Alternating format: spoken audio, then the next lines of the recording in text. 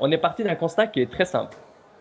Aujourd'hui, malheureusement, en fait, il y a de plus en plus de scandales en fait, qu'on constate à travers des grands acteurs économiques, que ce soit les abattoirs, là récemment que L214 a mis en place, enfin a mis en avant, Volkswagen, les mines de coltan en Afrique, en fait, en République démocratique de Congo.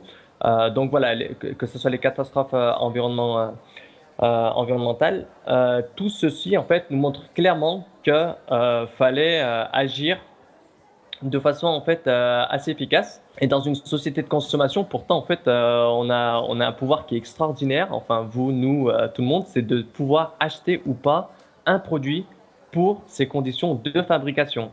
En d'autres termes, le boycott. C'est dans ce contexte-là en fait qu'est né iBoycott. Là, une personne crée une campagne de boycott.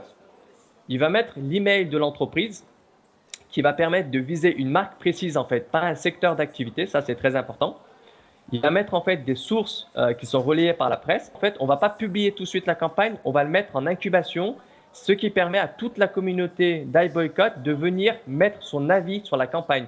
Attention, ton texte, il y a du dénigrement, ton logo, il ne faudrait pas l'utiliser, le logo de l'entreprise, utilise l'image. Et tout, au bout de 7 jours, en fait, le créateur de la campagne va recevoir toutes les critiques de la communauté d'iBoycott et va pouvoir modifier ou pas sa campagne. Une fois que la campagne est publiée, nous allons informer l'entreprise à partir d'un certain seuil de boycottants qui est fixé par le créateur.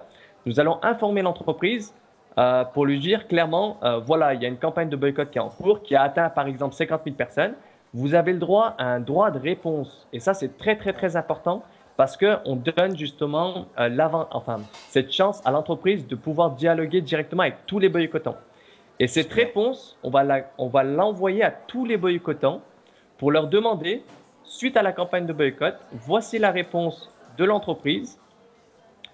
Si vous êtes satisfait, vous pouvez cesser votre boycott, sinon vous la poursuivez. Il y a des élections, donc si la majorité des boycottants cessent leur boycott, on va clôturer la campagne de boycott.